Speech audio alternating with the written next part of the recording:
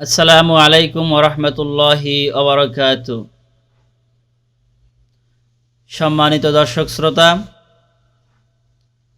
সিরাতুন নবী সাল্লাল্লাহু আলাইহি সালাম শেখার উদ্দেশ্যে যারা আমাদের এই সিরাতের পাঠশালায় যুক্ত হয়েছেন, আপনাদের সকলকে জানাই আল হুদা একাডেমির পক্ষ থেকে আন্তরিক মোবারকবাদ। সিরাতুন নবী সাল্লাল্লাহু আলাইহি সাল্লামের শিক্ষা আসরের ধারাবাহিক 50টি পর্বের আজ 12তম পর্ব। এই পর্বে আমরা জানব আমাদের প্রিয় নবী হজরত মুহাম্মদ সাল্লাল্লাহু আলাইহি ওয়াসাল্লামের শাম দেশের দ্বিতীয় সফর সম্পর্কে। আমরা পেছনের একটি পর্বে মহানবী হজরত মুহাম্মদ সাল্লাল্লাহু আলাইহি সাল্লামের শাম দেশের প্রথম সফর সম্পর্কে জেনেছিলাম। আমাদের প্রিয় নবী তার সম্মানিত চাচা আবু তালেবের সাথে 12 বছর বয়সে প্রথম শাম দেশে সফরে গিয়েছিলেন। আর আজকে আমরা জানব নবীজির দ্বিতীয় সফর সম্পর্কে। আমাদের নবী কেন এবং কি উদ্দেশ্যে কখন শাম দেশে দ্বিতীয় সফর করেছিলেন এ বিষয়ে আলোচনা আমরা আজকে জানব। আমরা জানি আমাদের প্রিয় নবী শৈশব, কৈশোর এবং তারুণ্যে এসে মক্কায় একটি সুনাম অর্জন করতে পেরেছিলেন। মক্কায় তার সততা এবং বিশ্বস্ততার সুনাম ছড়িয়ে পড়েছিল। আশপাশের সকলেই, নবীজির পরিবারের, বংশের, এমনকি তার বংশের বাহিরের অন্য অন্য লোকেরাও আমাদের নবীজির সততা সম্পর্কে জেনে গিয়েছিল। এই সততার কারণে এবং এই বিশ্বস্ততার কারণে সবাই তাকে আল আমিন বলে ডাকত।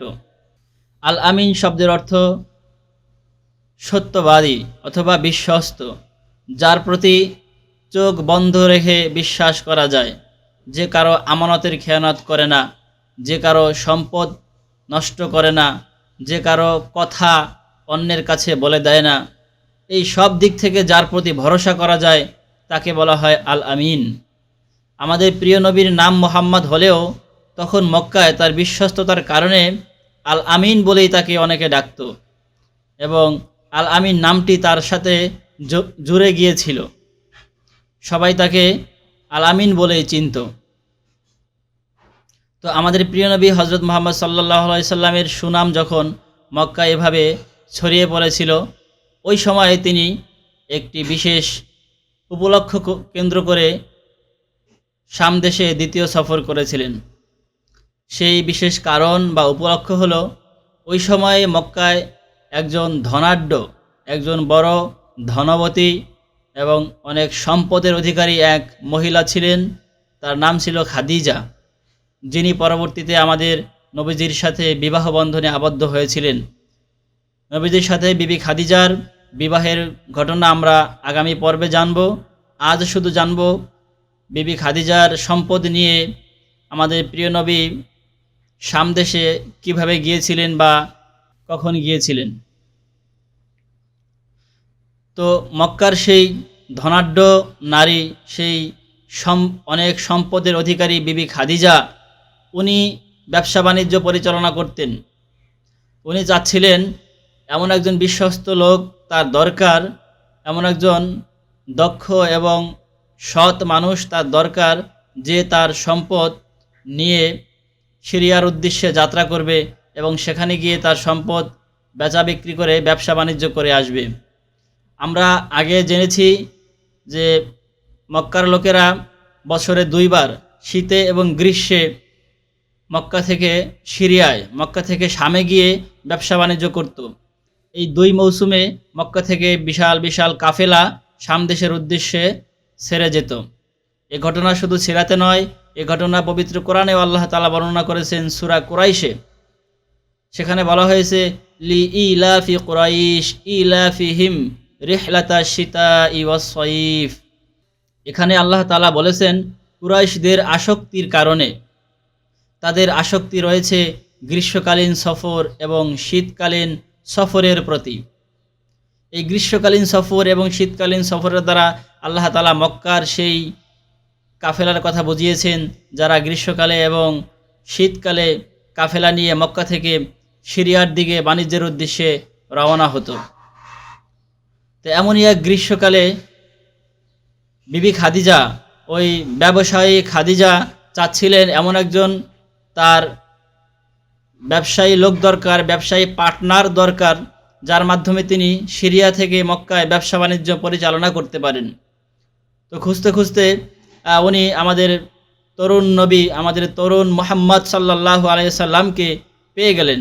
যেহেতু আল আমিন নামে তিনি পরিচিত ছিলেন, সবাই তাকে চিনত, তো বিবি খাদিজা ওনাকে চিনতে বা ওনাকে খুঁজে বের করতে খুব একটা সময় লাগেনি বা কষ্ট হয়নি, সহজেই পেয়ে গেছেন। তো এই ওনার সন্ধান পেয়ে ওনার কাছে গিয়ে হজরত খাদিজা ব্যবসায়ের প্রস্তাব পাঠালেন। তিনি তাকে বললেন, মোহাম্মদ, আপনি যদি আমার ব্যবসার উদ্দেশ্যে কাফেলা নিয়ে সিরিয়া যান, তাহলে অন্যদেরকে আমি যেই পরিমাণের মুনাফা দেই বা অন্যদেরকে যেই পরিমাণের পারিশ্রমিক দেই, আমি আপনাকে তার দ্বিগুণ পারিশ্রমিক দিব। এখান থেকেই বোঝা যায় যে আমাদের নবীজির কদর, আমাদের নবীজির ওই সময়ের তার সুনাম কতটা বেশি ছিল। একজন ব্যবসায়ী কেন একজন পরিশ্রমকারীকে, যে তার ব্যবসায় পরিচালনা করবে, তাকে ব্যবসায় সফল হওয়ার আগেই কেন দ্বিগুণ পারিশ্রমিক দিতে চাইবে? এটা তো স্বাভাবিক ব্যাপার নয়। কিন্তু ওনার বিশ্বস্ততা, আমাদের নবীজির বিশ্বস্ততা এবং সততা এবং তার দক্ষতার ব্যাপারটি এতটাই পরিচিত ছিল এবং বিবি খাদিজা এতটাই আশ্বস্ত এবং ভরসা করছিলেন যে ওনার মাধ্যমে ব্যবসা পরিচালনা করলে এই ব্যবসা লস হওয়ার কথা নয়। তাই তিনি শুরুতেই দ্বিগুণ মুনাফা দেওয়ার বা দ্বিগুণ পারিশ্রমিক দেওয়ার প্রতিশ্রুতি দিলেন। তো আমাদের নবীজি এই প্রস্তাব গ্রহণ করবেন কিনা এই ব্যাপারে তিনি চাচা আবু তালেবের সাথে পরামর্শ করলেন। আমাদের নবীজি যেহেতু চাচা আবু তালেবের সংসারেই তখন ছিলেন, আবু তালেবের সংসারেই বড় হচ্ছিলেন, তাই চাচা আবু তালেবই ছিল আমাদের নবীজির অভিভাবক। তো অভিভাবক হিসাবে চাচার সাথে উনি পরামর্শ করলেন যে আমি খাদিজার এই প্রস্তাব গ্রহণ করব কিনা। এবং বলা যায় আমাদের নবীজি প্রস্তাব গ্রহণ করার পক্ষে চাচার কাছে অনুমতি চাইলেন। চাচার কাছে অনুমতি চাওয়ার পরে, যেহেতু চাচা এখন দেখতে পাচ্ছেন যে আমাদের নবীজি তরুণ হয়েছেন, তার বোঝাশোনার মতন ক্ষমতা হয়েছে, তার বিবেক বুদ্ধি হয়েছে এবং সে চাইলে এখন একা একা সফর করতে পারে, এই বিষয়টি ভেবে চাচা আবু তালেব তখন আমাদের তরুণ মুহাম্মদ সাল্লাল্লাহু আলাইহি সাল্লামকে ব্যবসায়ের অনুমতি দিলেন। চাচার কাছ থেকে অনুমতি পেয়ে বিবি খাদিজার সম্পদের এই বিশাল কাফেলা নিয়ে আমাদের তরুণ মুহাম্মদ সাল্লাল্লাহু আলাইহি সাল্লাম ওই গ্রীষ্মের এক সকালবেলা শাম দেশের উদ্দেশ্যে, বর্তমান এই সিরিয়ার উদ্দেশ্যে ব্যবসায়িক বাণিজ্যিক সফরে রওনা হলেন। অনেক বড় ঘটনা, অনেক বর্ণাঢ্য ঘটনা এই সফরের মধ্যে পাওয়া যায়। কিন্তু সেই ঘটনাকে যদি আমরা সংক্ষেপে বলি, তাহলে এভাবে বলবো যে আমাদের প্রিয় নবী প্রথমবার যখন 12 বছর বয়সে চাচা আবু তালেবের সাথে শাম দেশে গিয়েছিলেন, তখন মাঝপথে বা যাত্রাপথে তার সাথে যেই সব অলৌকিক ঘটনা ঘটেছিল এবং শাম দেশে গিয়ে পাদ্রী বাহিরার সাথে তার যে পরিচয় হয়েছিল, এই সকল কিছুই আবার এই সফরেও ঘটেছিল।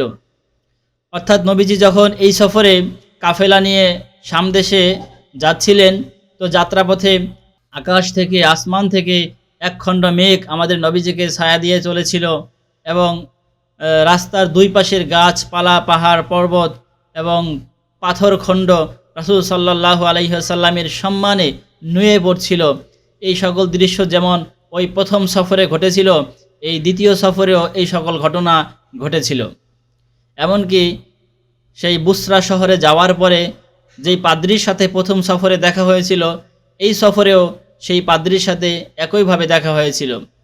যদিও এই দুই সফরের মাঝে অনেক বড় ব্যবধান, প্রায় 8-10 বছরের ব্যবধান বা 12 বছরের ব্যবধান, এরপরেও পাদ্রী বাহিরা আমাদের প্রিয় মুহাম্মদ সাল্লাল্লাহু আলাইহি সাল্লামকে দেখে চিনতে পেরেছিলেন। তো পাদ্রী বাহিরা চিনতে পারলেও তিনি ওভার শিওর হওয়ার জন্য আমাদের প্রিয় নবীর সাথে যে একজন গোলাম ছিল, একজন সহকারী ছিল, তার নাম ছিল মাইসারা। এই মাইসারার কাছে পাদ্রী বাহিরা জিজ্ঞেস করলেন যে তোমার সাথে যে কাফেলার সর্দার এসেছে উনি কে, ওনার নাম কি, ওনার পরিচয় কি? তখন মায়সারা বলেছিলেন যে ওনার নাম হচ্ছে মুহাম্মদ। উনি আমাদের মক্কার এমন এক ব্যক্তি যার প্রতি কারো কোনো প্রশ্ন নেই, সবাই যাকে এক বাক্যে আল আমিন নামে চিনে, সবাই যাকে এক বাক্যে বিশ্বাস করে এবং সবাই যার সততা এবং বিশ্বস্ততায় মুগ্ধ। মায়সারার এই উক্তি শুনে পাদ্রী বাহিরা এবার একদমই শিওর হয়ে গেলেন যে হ্যাঁ, উনি তাহলে সেই মুহাম্মদ যে অদূর ভবিষ্যতে আখেরি নবী হিসেবে পৃথিবীতে আবির্ভূত হবেন। তো মুহাম্মদ সাল্লাল্লাহু আলাইহি সাল্লাম বুসরায় বিবি খাদিজার সম্পদ নিয়ে যাওয়ার পরে সেখানে তার সকল সম্পদ মোটামুটি ভালো দামে বিক্রি করলেন।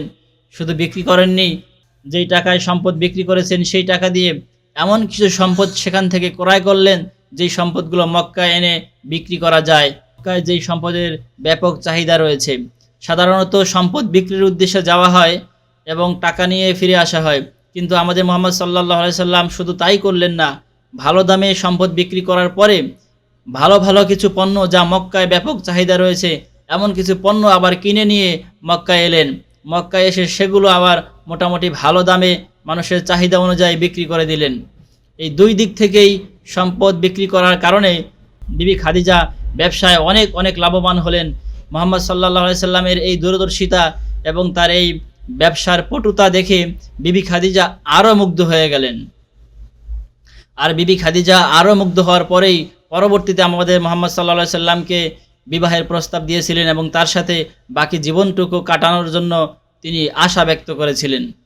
এই ব্যাপারটি আমরা অর্থাৎ আমাদের প্রিয় নবী হযরত মুহাম্মদ সাল্লাল্লাহু আলাইহি সাল্লামের সাথে বিবি খাদিজার যে বিবাহের ঘটনা, এটি আমরা আগামী পর্বে জানব ইনশাআল্লাহ। সম্মানিত দর্শক শ্রোতা, সিরাতের পাঠশালার 50টি ধারাবাহিক আয়োজনের আজকের পর্ব এখানেই শেষ করার আগে আপনাদের জন্য রেখে যাচ্ছি একটি প্রশ্ন।